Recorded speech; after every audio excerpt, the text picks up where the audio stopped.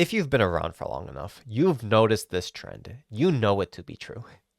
That if a multiplayer game comes out, given enough time, that multiplayer game will have a reputation built around it about the type of person who plays that game. For example, World of Warcraft and League of Legends are notoriously known as the games you play if you want to experience player toxicity. These are the toxic games.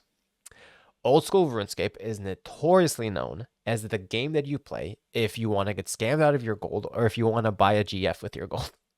Fortnite is notoriously known as the game that you play if you want to get, deleted by a bunch of 9-year-olds. And Final Fantasy XIV has the stereotype that it's the game that you play if you want to experience a wholesome community. Are these stereotypes always true? Of course they're not. Are they overgeneralizations? Of course they are. And we're kind of in this interesting spot with Final Fantasy XIV right now, where the MSQ for Endwalker came out 9 to 10 months ago, and so most people who wanted to experience that have experienced it. Island Sanctuary came out about a month and a half ago, and so the people who wanted to experience islands have already experienced islands. And not only that, but this current rate tier slaps. I'm having so much fun with Barbarecia Extreme. So many people are having so much fun with Barbarecia Extreme. And the current rate tier slaps too. And I don't know that from firsthand experience. I have yet to do it, but a lot of people are having a lot of fun with the current rates. So if you take all of these events and you add one more thing on top, which is the changes to the GCDs and how we have this 2-minute GCD meta going on that creates a situation where everyone is a lot more codependent on each other than ever before. And we have the situation now with the healers where for the first time, more than ever, tanks and DPS are needed to use their mitigation at the right time. Square Enix has designed the game where there is more codependence on each other, and you have to rely on each other so much more to clear content than ever before. This creates this kind of confluence of events. MSQ is done. Most people are done with the islands. The raids are really fun.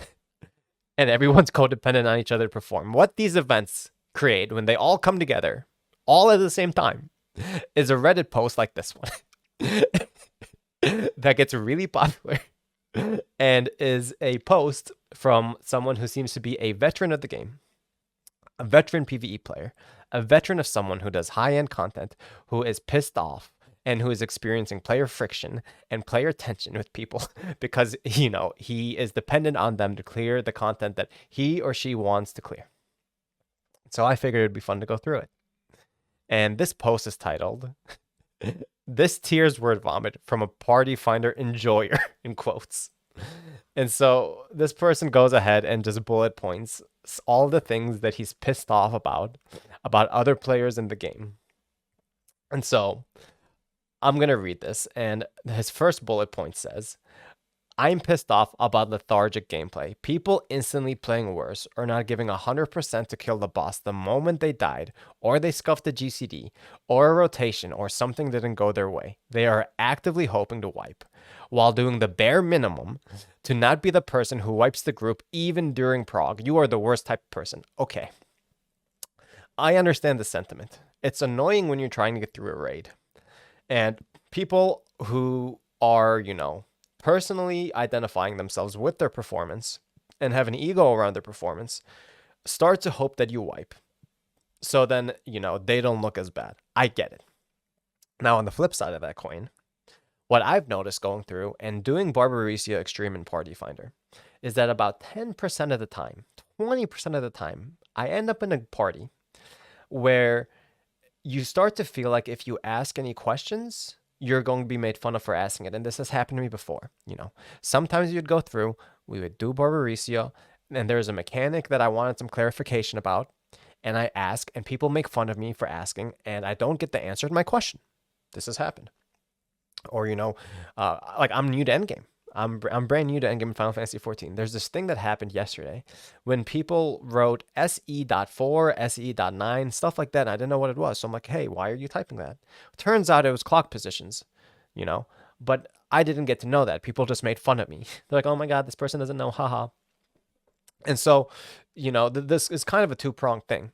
Where on one end, people should ask questions and they should be able to, you know, work on themselves to improve their performance instead of giving up so they can shift the blame. On the other end of that spectrum, people also need to be willing for people to make mistakes. And let me tell you, 80% of the time, 90% of the time, it's fine. Like people are tolerant and people help you get through the raid so long as you're putting in a clear effort and you're not making the same mistake too many times in a row. People are willing to work with you 90% of the time, 80% of the time, but 10 to 20% of the time, you know, you feel like you're intimidated to ask questions. And I typically will ask questions. And I saw my brother who was playing on my account yesterday kind of had the same situation. He's like, but if I asked, and I did ask, he said, I did ask and they made fun of me. And so that's kind of a two-pronged thing. Now, this person's second point here is that he's pissed off that people are not treating each pull as the first pull. It says it right here. Ever notice that the first pulls are always the best before your group starts regressing? Stop bringing baggage to the next pull. Stop thinking about the last pull halfway through the current one. So this also I think has two sides to it. This definitely I've seen this happen for sure. Where the more we would go through, the less like the further we would regress in our prog. However, I've also had the opposite happen, where the more we've gone through, the further we've got in our prog. But I could definitely see this, being a really annoying experience. And I think that some of it is for sure like a loss of morale. Like if you've been banging your head on the wall too much for any given amount of time, like for example, if you're playing Dark Souls and you hit the same boss and you die to the same boss 30 times in a row, maybe take a break, maybe come back tomorrow, try again fresh. And so I do believe that this kind of fatigue and this whittling of morale happens. I've experienced it in myself and in others. There's also the situation, though, as well, where you just start to get tired. Your brain starts to get tired. It starts to get later. You're starting to get tired, and so you're not being able to focus as well. And that's the same prognosis. You have to do the same thing. That's when you know it's time to take a break. That's enough. So I think this is something that naturally happens with people, like anyone really. Like you're just gonna get fatigued either because it's of morale or you're just physically tired. You're mentally tired. Now, this person's third point is not respecting the mechanics. I'm not talking about greeting. I'm talking about people who think they're too good to put effort into content they believe is beneath them. I know it's anecdotal, but I help teach people fresh/clear uwu during content droughts, and prior legends are often the problem children who aren't receptive to advice and feedback. I think this is something that's rather common in the human experience as a whole. The more people feel like they are good at something, that they're professionals at something, that they have experience doing something, the less open-minded they are to learning new things. And this is a problem. Like I don't think there are two sides to this coin. I think that is absolutely just a problem, period.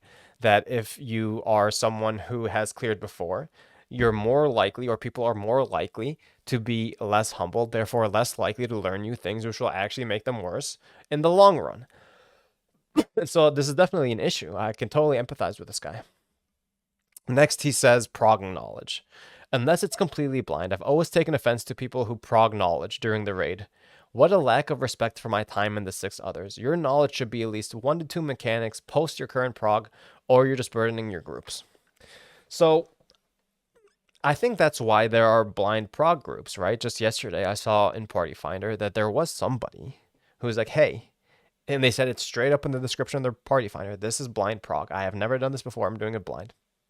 And if you join that willingly know what's going on and you know what you're getting yourself into, then that's not a problem. And people who want to go ahead and do that is fine.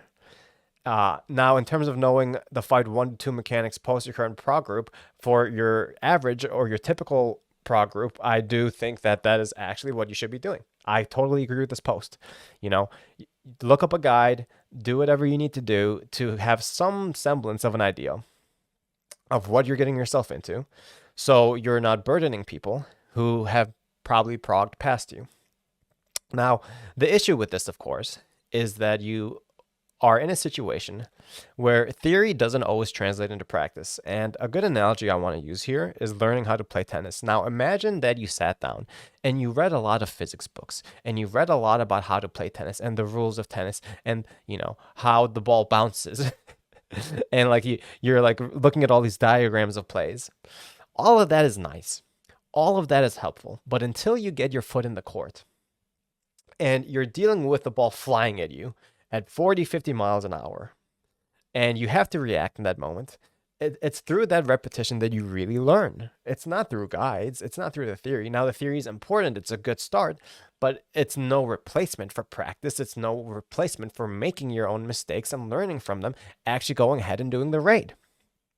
And so you should do that. You should go ahead and know the raid 1 to 2 mechanics later than where you are. And that said, there should also be an expectation that, there's still going to be mistakes made. But since you've gone ahead and you've studied it first, that learning curve should be reduced. Now, the next thing this person says is he's pissed off that people are impatient and that people who leave with 100 minutes left on the clock for P8S, P2 will forever be on my blacklist unless there was a noticeable trap. The best experience I've ever had were a group of randos willing to go 2 lockouts fresh to enrage P7S day 3. I've spent more time in groups doing PF Phil Savage than actually progging this tier. This is something I could really empathize with. Every time I go into Party Finder, usually it's within 30 minutes to 45 minutes tops, somebody's like, I'm done for today. Now, is that because, they just ran out of time? Likely that's the case, but is it also likely that it's the case that some people are just like they're over losing and banging their head against the wall? Sure. Like some people are going to be impatient in that way, but it's not always impatience. It's also just like what I was saying earlier. They're fatigued, they're tired, they want to come back and do it fresh the next day. It's kind of a bummer when it happens to you because it's happened to me all the time where I want to keep going, but someone leaves. In that case, just find a new party. And I think this is just something that's going to happen anytime you're depending on 8 randos to come together. People with kids, people, with bedtimes, people who have other things going on, and like who you haven't met before, who you can't expect people to sit down, for 3 hours, 4 hours at a time to do that. Now, when it happens, and don't get me wrong, I'm someone who's persistent. I like banging my head against the wall time and time and time and time again. So usually I'm the one who's bummed out that someone has to leave, but it's understandable. It comes with progging with 7 other people. But I can understand this person's, frustration. This seems to be someone who takes the game extremely seriously. So the next bullet point, the next thing that's really upsetting this person is this unspoken rule of joining or creating Party Finder 2 mechanics ahead of your current prog. This poster says that I don't know what to say. Imagine if people actually just posted and joined for their actual prog. The worst experience I had out of all of this content. 20 plus P1 kills before clearing P2, more so because only 4 of them were HC1 plus to clear. Okay. So the top comment actually responded to this post, and I totally agree with it. And what the top comment says is that this kind of feels like the prisoner's dilemma. If everyone posts or joins the Party Finder for mechanics they are actually at, everyone gains a bit. But if even just one person joins a Party Finder for 2 mechanics ahead of their current prog, that person gains a lot of knowledge and experience to the detriment of everyone. And what is realistically going to happen in the real world when you're interfacing with people is the vast majority of people are going to choose to do what's best for themselves, even if it comes at the expense of others. And this isn't a Final Fantasy problem. This is a human behavior problem, right? More often than not, people are going to join 2 mechanics or more ahead of their current prog instead of just 1 because they gain a lot out of doing it. Now, this isn't always going to be a problem if this person can adapt quickly. And some people are like this, where they can go in of a Party Finder 2 mechanics or even more ahead, learn it within the first time and be done and be good and be able to not make mistakes the next time. So this really is like a knowing yourself sort of situation. And I think normally what will end up happening over time too is anytime a game has hard content, a lot of people will start dipping their toe in and they will eventually get frustrated if they're not good enough and they will do it less and less until they're not playing it anymore, So like I said earlier in the video, we're kind of in the spot where raids are really fun. A lot of the other content is kind of in a lull right now. So a lot of people are getting into raiding. Combine that with the way that the game is designed with the 2-minute GCDs now, and with melees and tanks needing to use their mitigation, thus increasing that codependency that much more. That's just what's going to happen, right? I understand the frustration, but I don't know if I have a solution to it. Like, what do you do about that? Like, expect people to do what's worse for them in order to help the whole group, especially if it's a group of strangers? Is that really a realistic thing to expect of people? You know what I'm saying? So the last thing he's saying here is that people should stop adjusting for people during prog. Just stop doing it. Do the mechanic correctly regardless. It's optional for the clear. Allow people to be wrong and out of position. It's easier to identify who's fucking up, one. And two, all you're doing is enabling other people to continue to fuck up. And I actually totally agree with this. I think this is right. You do what you're supposed to do every time. If the people who you're codependent on don't do it, then let them make the mistake, because it is through the mistakes that they learn. It is through the mistakes. It's not through the theory. It's through the theory that they get an idea. But you still have to go through. You have to make those mistakes in order to get better. And if you allow them to get better, then they have the opportunity to get better. But if you're always doing it for them, then they could never learn. I totally agree with this guy's last point. So he ends this off by saying, "This has just been stuck with me lately, and I needed to get this out. I'm sorry if it's not in good faith for the purpose of this sub, as this may be more of a rant than a discussion. I'm more than willing to see other people's thoughts and talking points." This was a great post. And this is just something, like I said earlier on in the video, that this is something that's going to happen when you're in the situation that we're in, when some of the best content in the game right now is the raid content, when codependence is higher than it's ever been in the game before, and when new people come in to play with veterans like this guy seems to be. And that's all I had to say for this video. We'll see you guys in the next one.